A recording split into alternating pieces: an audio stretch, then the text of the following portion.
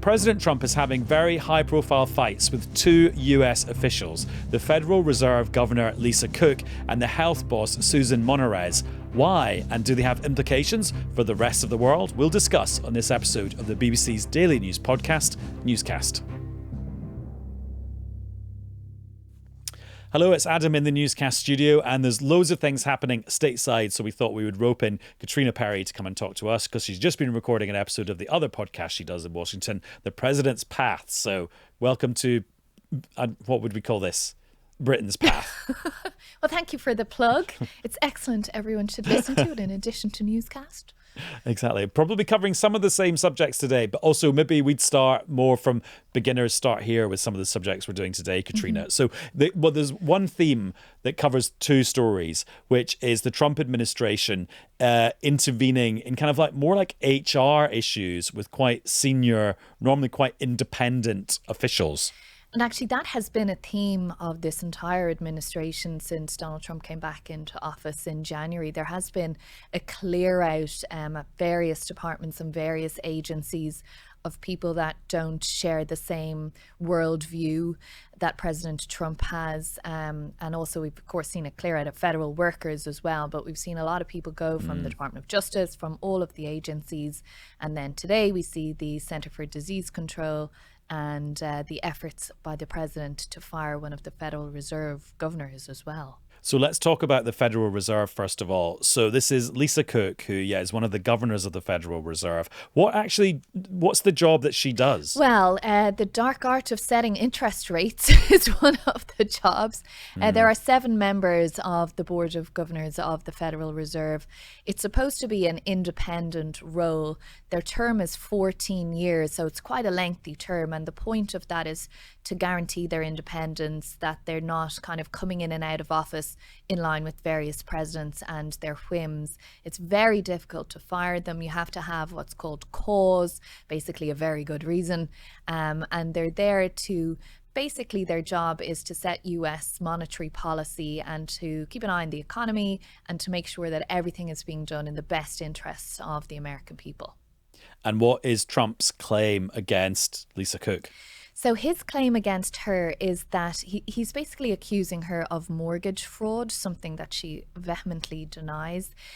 So basically there's a rule here that if you are buying a house, you can claim that it's your primary principal residence. Similar rules exist in most jurisdictions, I think. And in doing so, people generally ask for a more favourable interest rate from the bank because, they say, I'm going to be living there, I'm going to be treating it really well, I'm not trying to make a profit off of it. And there's a rule that you have to then keep it as your primary principal residence for at least a year to take advantage of that interest rate. Now, what they're accusing her of is trying to claim that she had 2 primary principal residences. She was a lecturer in Michigan. She's from Atlanta, Georgia. She bought 2 properties within a few months of each other, and they're claiming that according to her mortgage forms, she claimed both of them as her primary principal residence and therefore was trying to get a preferable rate for both of them.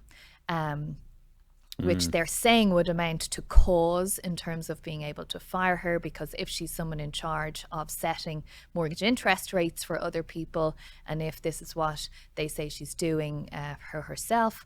By the way, these mortgage forms are dated and these property purchases are from before she was appointed to the Board of Governors.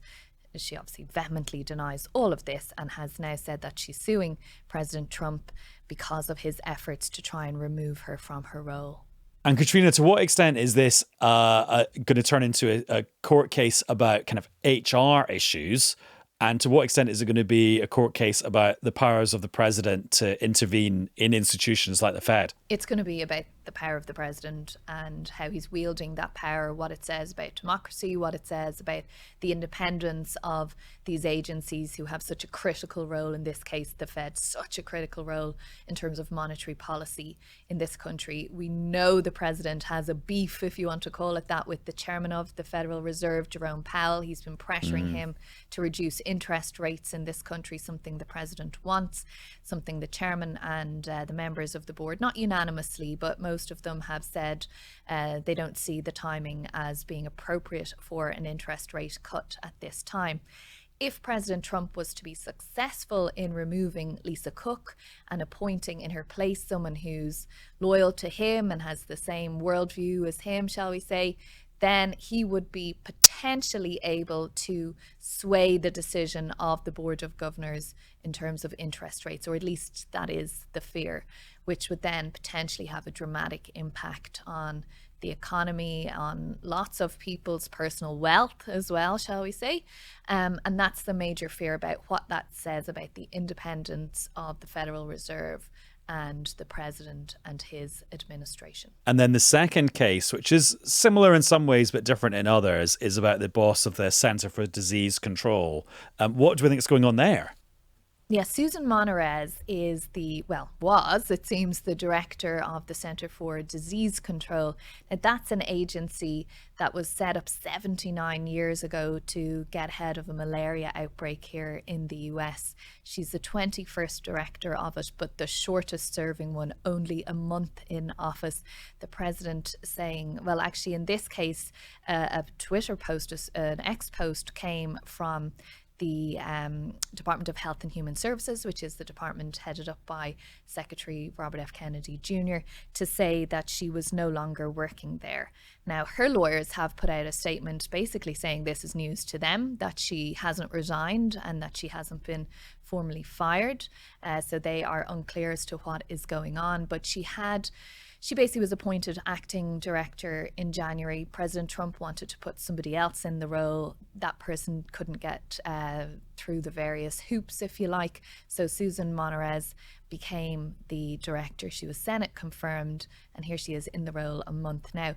3 other senior leaders in the CDC have also resigned, basically saying that they can't carry on the job that they're doing under this administration, that they don't agree with the policies from Secretary Kennedy, particularly around vaccines, particularly around infectious diseases and a whole host of other things. And she also has been quite critical of the policies of the president as well. There's a statement actually from her lawyer where she says she has refused to rubber stamp unscientific, reckless directives and fired dedicated health experts at the request of the secretary. She chose instead protecting the public over serving a political agenda, and for that she has been targeted.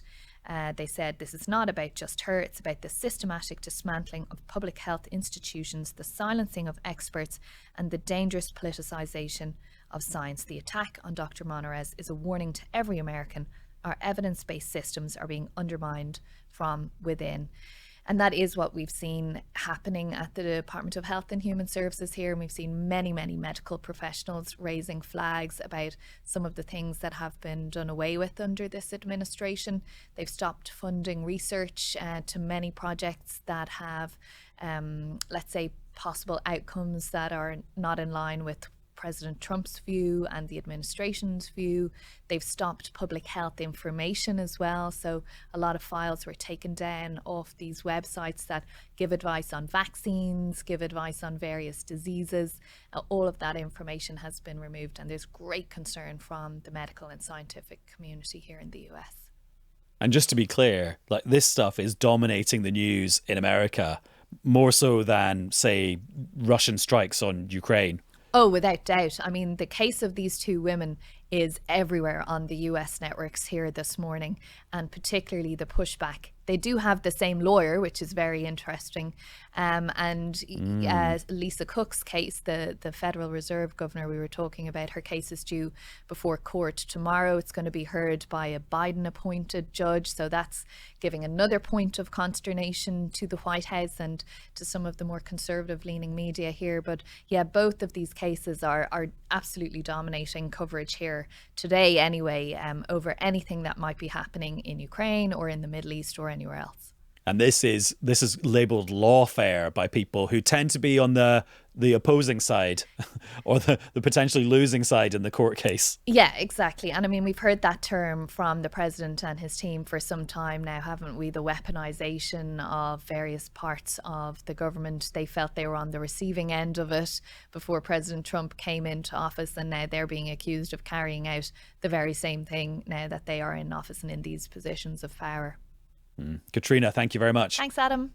And someone who's definitely not going to Donald Trump's state banquet when he's here for his state visit in September is the Liberal Democrat leader, Sir Ed Davey, who says he is going to boycott it.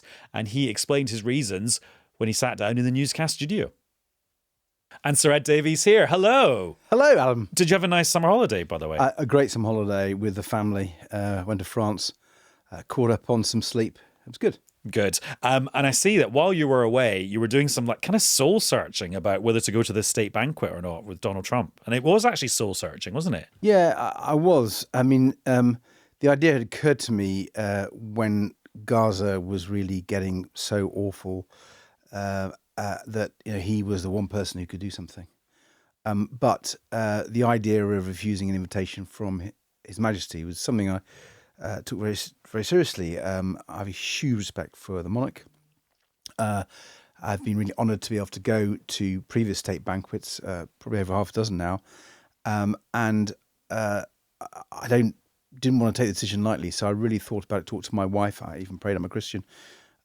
Really wrestled with it.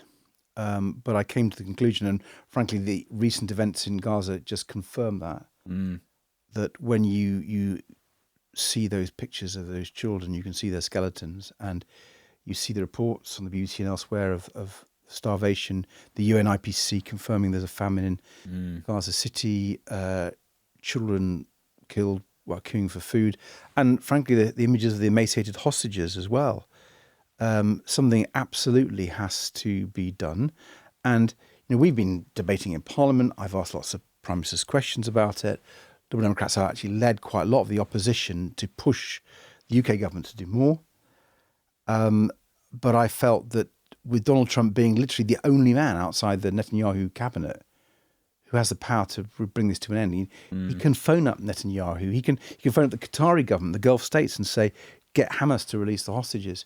So I think I don't want him to come to this country to have a slap-up meal, all that pomp and ceremony, and not be reminded that he has that power. But your absence probably might not even do that. Well, it might not. I mean, I can't be sure, can I? But the truth is, having been to these state banquets, you don't get to talk to him, or even his most senior entourage. That's not, unfortunately, how it works. It's very formal. So the impact of this is what you're doing now, which is talking about it. Yeah, and I hope there's a conversation in the media, and there is now. There has been during the day, conversation in the public, conversation amongst politicians, conversation in the government, and they feel that they really have pressure on them to really raise this and make this a big issue of his visit. I mean, you have changed your mind on this, though, because back on Newsnight in April, you were asked and you said it would be disrespectful to the king not to go. In terms of whether I go, if he does come and I was invited by King Charles III, I would go, because I'm not going to disrespect our monarch. And you know what? With the MAGA entourage that will come with Donald Trump, I think the king needs all the support he can get. Now you've decided over the summer you won't go. What? Well, I actually called for the state visit in the first place back in January, because I do believe in engaging, even with someone like Donald Trump. And the Liberal Democrats have been the most critical of Donald Trump on everything from his trade policy to his attitude to President Zelensky on so many issues. I disagree with Donald Trump, but I think normally you want to sit down with somebody. But it was this issue about the king.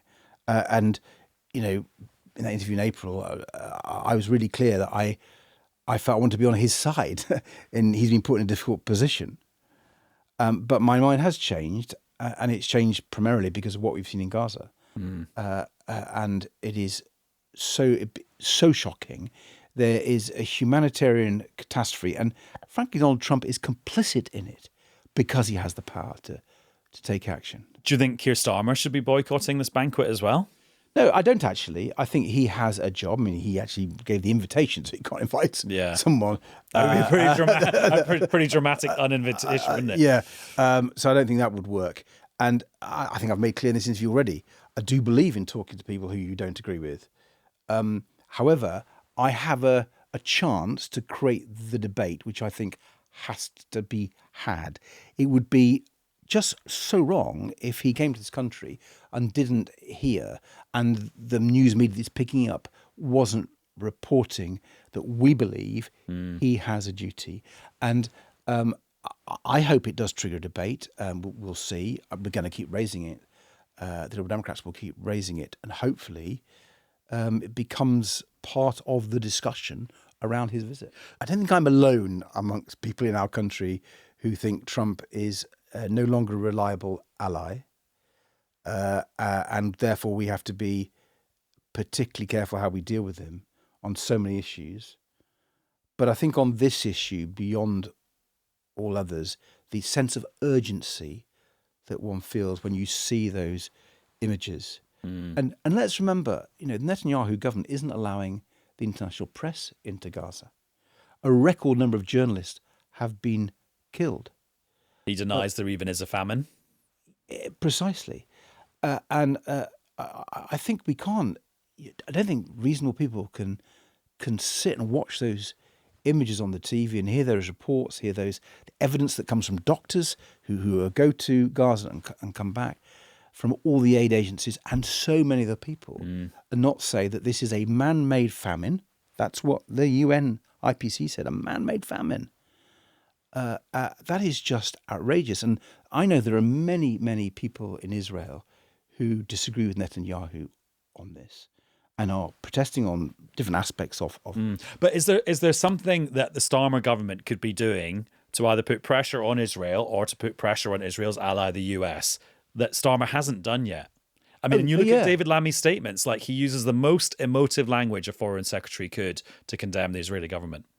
And I welcome the fact that he has done, but I think there's more we could do. Such as? Well, we have argued that we should have a full-scale arms embargo. I know the government have this carve-out for components of F-35 fighter jets. I think we need to look at ways of preventing the sale of those. I think we need to have more sanctions against individuals. I mean, if they really do go ahead... Netanyahu himself? Yes, I've said that in the House of Commons. I mean, the situation is about to get worse, remember. If they really do continue this attack, and they're making preparations, and there's the signs of fighting outside Gaza City already, 1 million people in Gaza City, they are telling them to leave. Many of them have left, been forcibly displaced many times before. I mean, this is going to make the situation even worse, if that's even possible, imaginable. And so the urgency of this, and let's remember we also have the UN General Assembly meeting. It starts on the 9th of September. There's a debate and discussion on the 23rd of September about whether or not Palestine should be recognised. And you're in favour of that? Very much. I wouldn't put the conditions that Starmer has put on, actually. I think we should just go ahead and send that very clear message. But we know that France is there, that Canada is there.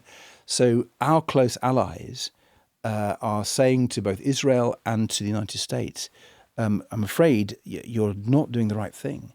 And so as we see what could happen in Gaza City, as we see the UN debate on the recognition of Palestine, we need to ramp up the pressure at every moment.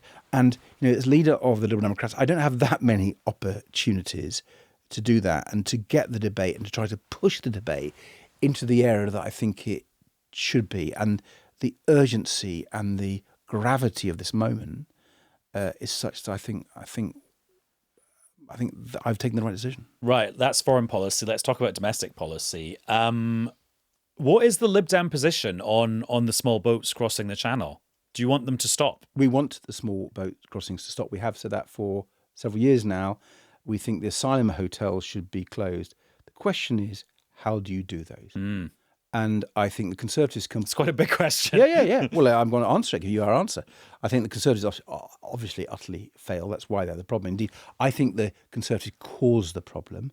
I think they deliberately created the asylum application backlog by not processing asylum applications, and then they had to put people in hotels, and so the Tories actually caused the problem. Well, and also they would argue that they had the Rwanda scheme, and so lots of people who arrived that was successful, were going to be wasn't it? held and then sent to Rwanda, and then this government cancelled that. Well, first of all, the Rwanda scheme came after their asylum application backlog in the hotels. So first of all, don't let them get away with that. And their Rwanda scheme, after spending £800 million, saw no one deported there. So I'm afraid an utter failure. And deliberately, rather than just kind of from carelessness. I think they just got the wrong policy. And I would go further. And so what, they acted and knew that this would happen, this backlog was going to grow and grow and grow, and that the hotels would grow in number. Well, they must have done. I mean, unless they're completely stupid. It looks to me that a deliberate ploy. They were trying to say to people, you won't, if you come over here, you'd be put in a hotel. And I'm afraid they just got their analysis wrong. They don't understand the issue, and they were utterly incompetent. But actually their failure goes further, and it's a failure that Farage is part of. Because before we left the European Union, there was an agreement between the UK and every European country, a returns agreement under something called the Dublin Convention. And that gave us the legal right to return people who came here. And let's remember that we didn't have a small boats problem before we left the EU. So what makes me pretty cross, and I'm not having a go at you, Adam, but I think the BBC and others need to ask Nigel Farage more searching questions. Why did you campaign on an issue which made this problem in the first place? Do you want to apologise for actually creating the small boats problem because the legal powers that would have been available to send these people coming on boats back to France or back to wherever has been taken away? And we've seen how difficult the current government has found it to recreate. Okay, two things. There were small boats arrivals before the UK fully left the EU. Well, a tiny, tiny number. This problem has mushroomed. Okay. And actually, there's another point about this. People who claim asylum in some other EU countries don't go to other EU countries now because they know they can be sent back because of these agreements that they have in the EU. They are now coming to the UK because we don't have the power to send them back. Yeah. So actually, by pulling out of the EU and pulling out of these agreements, Farage and the Conservatives have created a pull factor to the UK because these people and these illegal traffickers realise that there's no legal power anymore. Okay, under the EU's Dublin Convention, actually, more people were sent to the UK as a result of that than left the UK. I know that figure, but the problem is it doesn't deal with the deterrent effect. How many people didn't come? Right. Because they would have been sent back. And, you heard the Tories talking about Rwanda, you hear about all this deterrent effect. We had a deterrent effect. It was incredibly effective. And of course, the statistics can't show that because they can't, right? You can't show the people who didn't come. And so I think it was a powerful legal weapon that we had, which Farage and the Conservatives broke. And sorry, Ed, I'm going to come back to this again. These people are getting away with pretending it's someone else's fault when it's their fault. Whether it's because of Brexit and the Tories, the way they broke the immigration system. And I think it's really important that listeners and the media hold both the Conservatives and Farage to account for creating this problem. Why do you think they don't? Well, you'll remember employee of the BBC. I think Farage is allowed to get away with blue murder, frankly. A lot of what he said... Not literal murder. No, it was a figurative term. But I think some of the things he sells, he's clearly been watching a snake oil salesman at work. They're just not true, half of what he says. And he has to be exposed for that. Are you dialing up your rhetoric against him as a sort of ad hominem? No, I'm doing the job of the media, right? Trying to hold him to account. Yeah. And here's another thing. Let me tell you our solution for this. Rejoin the EU? No, have an agreement with them. And the government had got a very timid agreement just with France.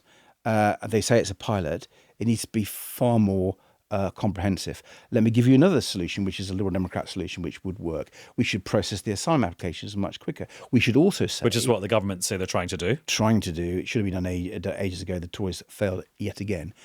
Here's another example, which the government isn't doing and refuses to do. If someone is here after 3 months claiming asylum, rather than putting them up in a hotel at the expense of the taxpayer, give them the chance to work. Let them pay their way. Give them a temporary right to do that while that wouldn't be a pull factor. Well, the pull factor is being created by leaving the EU because of the fact that we can't return people. That's the biggest pull factor we're seeing today, and the fact that it will be temporary. And let me also be clear: if people are found to not have a valid asylum claim, they should be deported. totally to Afghanistan. To wherever they're able to, and then we reach those agreements. I think Afghanistan is a very difficult case, and I'm glad you brought that up, because we now hear that different people think we can talk to the Taliban and in a way which would undermine people who had escaped their tyranny and indeed, in some cases, torture and threat of death. I'm all up for talking to the Taliban to get peace and stability. Don't get me wrong. We should try and talk to people, but we should also protect. So we should recognize. People. So we should recognize the Taliban as the official government of Afghanistan. Well, I mean, because the UK government doesn't do that at the moment. No, but it still deals with them. So I mean, you're right about the diplomatic niceties, but it still has channels of communication. What I would say on the Afghan point that Farage is talking about, I wonder what the families of the soldiers who were lost and who were injured feel about what they're saying. I mean, maybe they agree with them, but I wonder if they think that's the right thing. And given we know, and many MPs will have had cases in their constituencies of Afghans who supported us, worked with our soldiers very bravely, have had family members killed as a result, and we made a pledge to them that we would look after them, how they feel about what Farage is now saying. Are you saying that Farage saying he'd have negotiations with the Taliban about returning refugees from the UK to Afghanistan in future, that's insulting to British war veterans who fought in Afghanistan? I think it's the real danger that it'll be taken as an insult, because they fought for the rights of people, and they fought with some of these Afghan people who are whose lives are in question. Here's another thing that we could do, though, to try to find ways forward. And we did this in government when the Syria crisis blew up. We worked really hard to try to keep people near Syria. The EU worked with Turkey, for example, so that people who are fleeing conflict can actually stay in the region. And you use overseas aid to make sure that the refugee camps are decent places to live, that kids can get education, that get healthcare in decent refugee camps near the region where the war is. Well, Nigel Farage wants to destroy the overseas aid budget to prevent that happening, where it is, and so he'd make the situation worse. No, but by your logic then, if a refugee flees country X because of a war or whatever, and they can be hosted in a refugee camp in country Y with nice facilities where they're well looked after, what's so bad about a person being removed from the UK to country Y where the refugee camp is and processed there? Instead of in some cases, I don't know if I got my letters right there, but you know what I mean. Why is it okay? It's called third country processing. Why is third country processing okay for somebody when they're leaving their home country, but not okay for when they're being removed from the UK? Well, hold on. Let's also be careful what we're talking about here. The Rwanda proposal was not a third country processing. True, because it was actually sending something to Rwanda permanently to be processed in the Rwanda. To a country and a region they may have had nothing ever to do with. Yeah. Right? So what we did was to make sure that refugee camps in the area where that family came from were decent places to live. Yeah. And that meant that when a war is ended, they can maybe look at the choice of going back. Now, that seems to me a humane approach. That does not mean, by the way, we shouldn't take our fair share of asylum seekers and refugees. I'm completely believe no, but you see what I mean, the UK should take the moral responsibility. No, but you see what I mean, though? The logic of that is that it's okay for people to be temporarily processed, housed, whatever you want to call it, in a third country. Well, they are at the moment. They have been for decades. Yeah. There's nothing new about that. No, but so why is it not okay for somebody who arrives in the UK by a small boat to be taken from the UK to that third country to be housed there? Well, are you in favour of that? Well, I'm in favour of stopping the small boats completely. And what I've said, what we want, is what we used to have before the Farage and the Tories got their way, a returns agreement with our European neighbours. That would solve the small boats problem. And that's why I'm afraid Farage should be apologising, not posturing. Ed, I have to say, last time you were sat on the Newscast sofa, it was just before Christmas. You were in a Christmas jumper. We were talking about your Christmas single. We already did. This seems like a much more serious Ed Davey than then. I wonder if, like, the whole going on zip wires, absorbing Ed Davey, maybe that's you've consigned him to history. No, I think anyone who's More serious times. Anyone who's known me over the years knows that it's possible to do both, and I do both. If you want to talk about economic policy, I'm really happy to talk about that. Government's making a mess of it, almost as bad as the Conservatives who left the economy in such a mess. Cost of living issues, health and care, which actually the Christmas single was all about young carers, as I'm sure you recall. So I can do those serious issues. But I do think sometimes, actually, it's right for politicians to do things different and engage with people and have a smile. Obviously, this issue we talk about today, going back to Gaza, that there's no smiles there. It's just tears and sadness and a sense of desperation. Ed, thank you very much. And that's all for this episode of Newscast, apart from to say three final things. Ed Davey's single actually peaked at number 37 in the charts at Christmas, which is not bad going. We've got a special episode of Newscast landing tomorrow, Friday, which will look ahead to the return of Parliament, which happens on Monday.